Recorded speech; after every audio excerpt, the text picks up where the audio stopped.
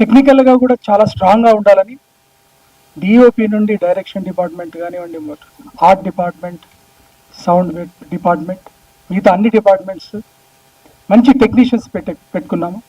అలానే మంచి పాటలు ఉండాలి దీంట్లో. మంచి ఏ సినిమా చూసినా ఆడియన్స్ వచ్చారు అంటే 2 గంటలు కూర్చున్న 2 గంటలు మంచి ఎంటర్టైన్మెంట్ ఉండాలని, మంచి పాటలు రావాలని యశ్వంత్ నాగ్ గారు మ్యూజిక్ ద్వారా, రామ్ మిరియాల గారు, అనురాగ్ కుల్కర్ణి గారు, అలానే గొప్ప కవి గోరేటి వెంకన్న గారి రచనతో ఒక పాట, అలానే మిగతా పాటలన్నీ మంచి వ్యక్తులతో పాడించడం జరిగింది.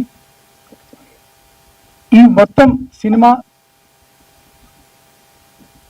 ఈ లోకల్ కంటెంట్, ఇదంతా అంటే ఒక ఫ్యామిలీలో, ఒక మిడిల్ క్లాస్ ఫ్యామిలీలో ఉన్న సంబంధాలు, బాంధవ్యాలు, సిస్టర్ సెంటిమెంట్స్ కానివ్వండి, ఒక మరదలు బావ ఈ ట్రయాంగిల్ లవ్ స్టోరీ కానివ్వండి, ఒక ఫ్రెండ్స్ మధ్యలో ఉన్న విషయాలు కానివ్వండి, అలానే ఇక్కడ హైదరాబాద్లో జరుగుతున్న ఒక వినాయక చవితి జరిగితే ఎటువంటి సంఘటనలు జరుగుతాయి, ఇలా ఏ విధంగా ఉంటుంది, దాని తర్వాత ఒక సామాన్యుడు, ఒక మిడిల్ క్లాస్ వ్యక్తి తనకున్న రోజువారీ సవాళ్లతో పాటు ఒక పెద్ద సవాల్ వస్తే ఎలా ఎదుర్కొన్నాడు అనేదే ఈ సినిమా సారాంశం. ఈ సినిమా చూసిన తర్వాత మన బాపిరాజు గారు బయటకు వచ్చి నాకు ఒకటే అన్నారు, this is going to become a musical hit with classic drama అని చెప్పారు. ఏ musical hit with classic drama అండి, చాలా నచ్చింది అని చెప్పారు. ఆయన బాపిరాజు గారికి మరొక్కసారి ఈ సినిమా తీసుకున్నందుకు ఆయనకు నేను ధన్యవాదాలు చెప్తున్నాను. మాలాంటి వాళ్ళని ముందరికి తీసుకురావడానికి ఆయన ఇప్పటివరకు హీరోయిన్స్ ఎలా అయితే చెప్పారో, నేను కూడా నా జీవితాంతం బాపిరాజు గారిని గుర్తుపెట్టుకుంటాను ఖచ్చితంగా.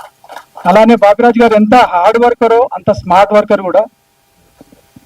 2 హీరోయిన్లని నాకు సర్ప్రైజ్ గా పెట్టి లాంచ్ చేయించారు ఈ ఈవెంట్ని.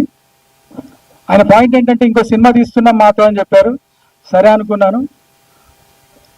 ఆయన ఎంత స్మార్ట్ వర్క్ అంటే 2 హీరోయిన్లు ప్లాన్ చేస్తూ నెక్స్ట్ సినిమాకి వాళ్ళనే పెట్టి హీరోయిన్లుగా ఇప్పటి నుండి ఆయన ప్రమోషన్ స్టార్ట్ చేశారేమో అని నాకు డౌట్ వస్తుంది. సో మంచి స్మార్ట్ వర్కే అంటున్నాను. All the best sir. And once again పెద్దలు బాపిరాజు గారు చెప్పినట్టుగా, అలానే ఇక్కడ ఇండస్ట్రీ పెద్దలందరికీ మా ఆహ్వానాన్ని మన్నించి వచ్చినందుకు, అలానే మా ఆహ్వానాన్ని మన్నించి వచ్చిన మా మిత్రులు, స్నేహితులు